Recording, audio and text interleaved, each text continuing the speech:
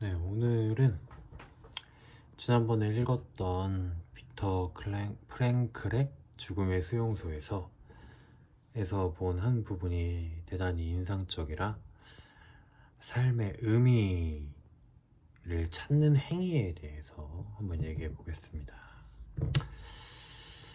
책에서 나온 건 삶의 의미를 찾는 것이 인간 존재나 실존, 뭐 현재 살아가는 심리 상태, 정신 상태 등에 되게 뭐랄까 근본적인 영향을 준다 뭐 이런 건데, 책의 내용과도 조금 별개로 삶의 의미를 찾는다는 게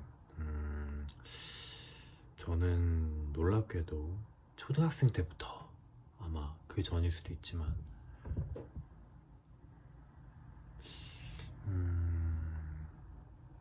삶의 의미를 스스로 찾는다는 게, 찾아간다는 게 되게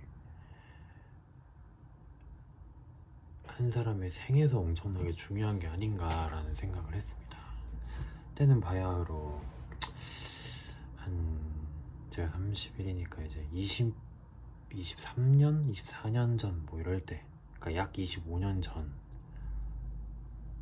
그럼 6살이군요. 그 정도는 아니고 아무튼 뭐 한 약 22년 전 정도, 제가 초딩 1, 2때, 초등학생 1학년 2학년 때 이제 꿈이 뭐냐 하면서, 이제 그 즈음에 또 이제 2002 월드컵 막 이런 게 했었죠.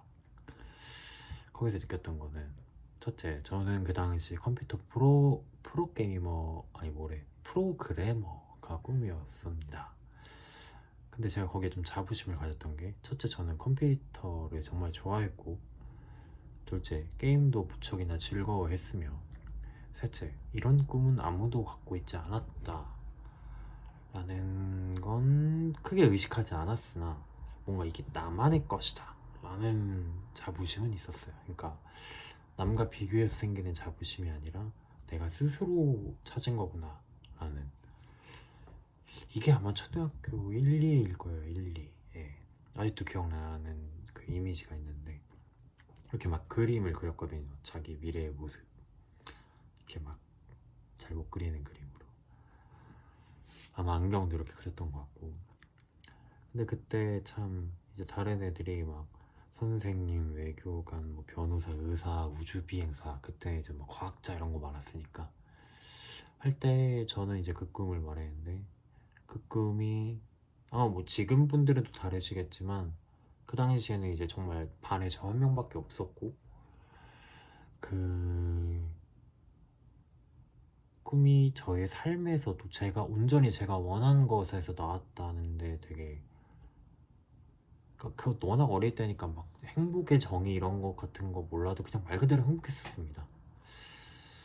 그리고 아까 2002 월드컵을 말했었는데, 그때 이제 다른 사람들이 어떤 선수가 좋냐 이럴 때, 그때 이제 막 포르투갈 전을 본 직후인가 그랬던 것 같은데, 다 이제 안정환, 뭐 황선홍 이랬는데, 저는 그 당시에 정말 아직도 또렷이 기억나는 박지성 선수의 그 포르투갈전 골, 그 또한 이제 아마 거의 저 혼자서만 말했던 걸로 기억을 해요.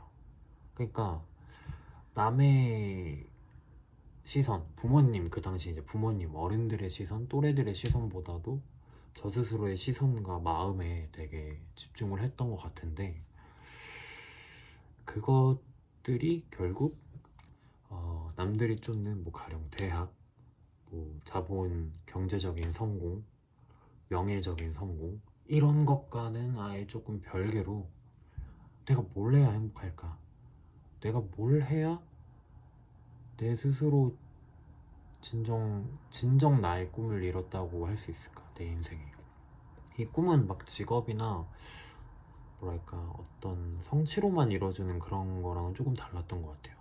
뭐 그 당시엔 그렇게 생각했을 수도 있지만, 아무튼 제일 중요한 건 그냥 내 마음속에서 원하는 뭔가를 찾는 거, 내 삶의 어떤 종착지, 목표를 찾는 거, 혹은 내 삶의 방향을 찾는 것, 바로 그 누구도 아닌 내 스스로 안에서부터 이게 그 당시 어렸을 때부터 계속 고민하고 중학교 때도 좀 유별했던 이유 중에 하나이며 아마 고등학생 때 선생님들에게 욕까지 먹었던 그런 대표적인 이유이지 않았나. 왜냐면 다들 수능 공부에만 집중할 때 꿈 내가 진정 원하는 거 원하는 가치 이런 거를 당당히 찾고 있었으니까. 그 당시에 저는 뭐 이게 문제가 된다 혹은 특이한 행동이다라는 인식보다도 정말 그냥 절실하게 찾고 있었기 때문에 뭐랄까 그런 그분들의 말을 막 엄청 신경 쓰진 않았지만 네 아무튼 그게 지금 보면 이 빅터 프랭클 님이 말씀하신 대로 삶의 의미를 찾는 행위이지 않았나 싶더라고요. 의미에 대한 그런 정의가 나오더라고요. 정확하지는 않지만 이 의미는 오로지 나로부터 시작되어야 하고 나만이 이룰 수 있는 것이어야 하며 나만이 특별해질 수 있는 어떤 것이어야 한다. 뭐 이런 맥락. 근데 그 맥락이 막 진짜 막 그 난이도나 경제, 명예, 뭐 남들이 보는 시선 이런 거에서 막 어려운 성취 이런 게 아니라 진짜 그 자기 고유의 개성, 이 개성이라는 게 단순히 능력적인 개성을 좀 넘어서서 자기의 삶과 타고난 이 존재와 살아온 삶 이 모든 것들이 어우러진 그런 의미의 자기 자신, 그런 자기 자신, 유일한 자기 자신이 이룰 수 있는 어떤 유일한 목표, 그런 의미를 말하는 거더라고요. 그러니까 가령 같은 영화 감독이 된다고 하더라도 어차피 반드시 디테일 하나는 무조건 다르기 때문에 영화가 아니고 뭐 정말 산업직이라도 그러니까 뭐랄까 청소부를 해도 반드시 디테일은 다른 청소가 나올 거고 영업직을 해도 반드시 다를 거고 자영업을 해도 다를 거고 뭐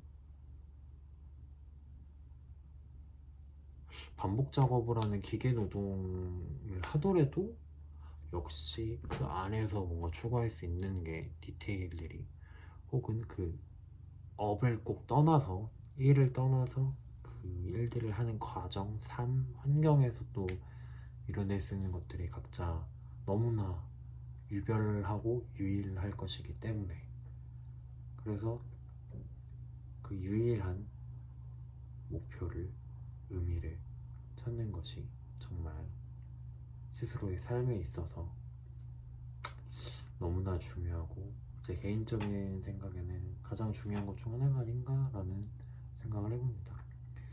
다만 책에도 나와 있듯이 그걸 오로지 이제 이 내면적인 마음 안에서만 찾는 게 아니라 실제 삶과 세상에서 같이 찾으라는 말이 나오는 것 같은데 저도 너무나 동의합니다. 백날, 천날, 천일 동안 막 이렇게 명상만 한다고 그게 찾아지지는 않는 것 같아요. 물론 생각도 너무 중요해서 숙고 혹은 뭐 이제 깊이 있는 성찰도 중요하지만 스스로 행동하고 시도하고 부딪히고 그런 모든 행동과 성찰도 하나 행동이라고 생각하거든요. 그런 모든 행동들이 진솔하게 이 말이 맞겠다. 진솔하게 원하는 혹은 필요한 할 수 있는 행동들을 모두 해나갈 때 자기가 원하는 방향 속에서 그것이 진심과 진솔함이 함께할 때 그런 의미를 찾을 수 있지 않나 생각해보며 오늘의